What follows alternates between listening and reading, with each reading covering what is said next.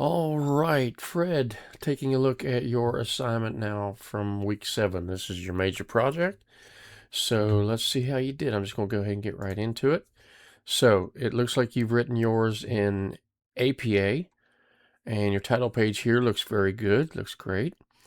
And your subtitle here looks fine as well. All right, let's see how you did with your body first paragraph here. So for many working parents, especially those in physically demanding jobs, the workday really ends when the shift is over. Long hours, physical exhaustion, and family responsibilities compete for limited time and energy. So that's a good hook. Good. In Beat the Clock, time management training can improve productivity. Blah, blah, blah, blah, blah. Catherine Tyler argues that time management training can improve employee morale and productivity by helping workers better organize their schedules. While the article presents a clear and persuasive case for employer-supported training, its corporate focus limits how fully it addresses the daily realities of working parents. Okay. All right. So your introduction looks good. Your hook is good. It's relatively short and sweet, but it's good. That's how hooks really should be anyway. You introduce the article with its full title and the author's name here. So the topic is there. The genre, I think I can tell what the genre is by the verbs you use, like argue. So you'd probably say it was persuasive article. And purpose would be to talk about how time management training can improve employees' morale and productivity. So that's there. Um, Working parents is obviously your audience because you tell that right there in the introduction. So that's good. So all that comes together pretty well. Now, excuse me. Um, I don't really see anything that alludes to historical culture. Um, and really doesn't allude much to historic or cultural context. Um, so yeah, there's not a whole lot there. So I'm gonna have to go ahead and take some off of that. The core idea I think is there. Um, she says its corporate focus limits how fully it addresses the daily realities of working parents in labor-intensive roles. Okay. Um, I think here you were trying to cover the negative that I mentioned probably in my evaluations of your previous week's work, that you had to have a negative.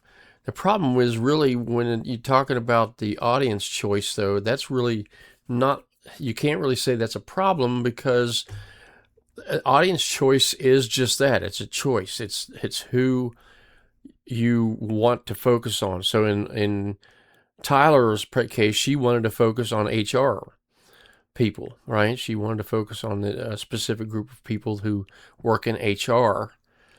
And so, yeah, it may not necessarily address working parents in different kinds of roles, but that's not really a negative about her article because that's just her choice. So you can't really fault somebody on their audience choice.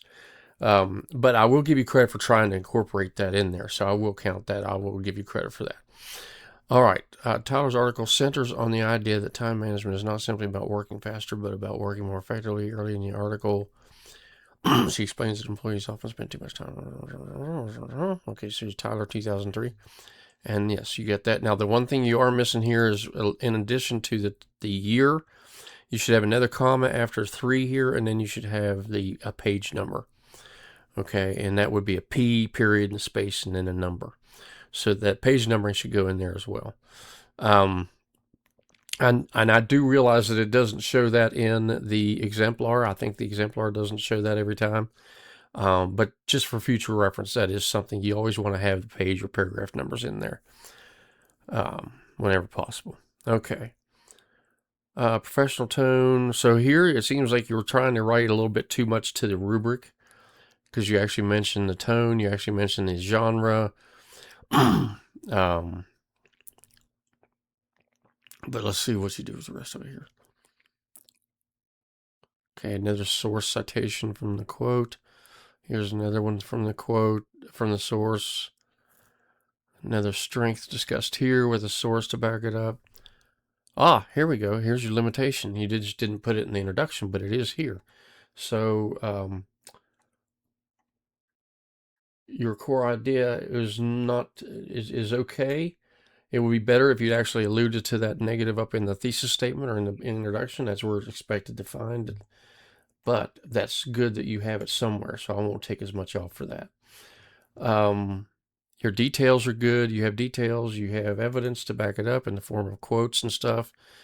You have... so that's about it for this paper. So yeah, you've done a pretty good job here with it. In spite of the fact that you kind of directly related things to the example or to the rubric, it still came out as pretty decent. It still came out okay. So there's your conclusion where you wrap up the ideas about the paper and then your references. Now your references didn't have to be here, but that's no big deal that it is. The references could have been at the very end of the whole document. Oh, wait a minute. Actually, this is the end of your document. Okay, so here's a problem. Oh, all right. So you do not actually have your second audience here. And that is going to definitely hurt you bad, because without the second audience, there's going to be 5 zeros here. All right. So you do have clear communication. I think it's pretty clear overall. Your citations and attributions are mostly good.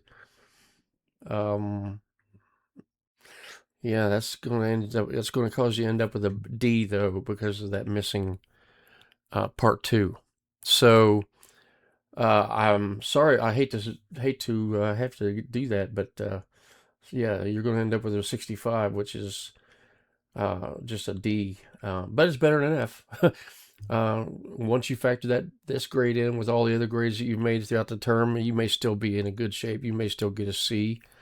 I'm not sure if you'd get a B or not, but you might be able to still get a C, depending on how everything else went. But anyway, that would pretty much be it for this review of your article. A couple minor things here to point out: that since this is a references page in APA, the first name should not be the full name. It should just be a K period. In other words, their first initial, and then the year should be there. And then this is right. Although the quotation marks should go all the way here at the end. And then this is correct. So everything else looks good. All right, so that's pretty much it.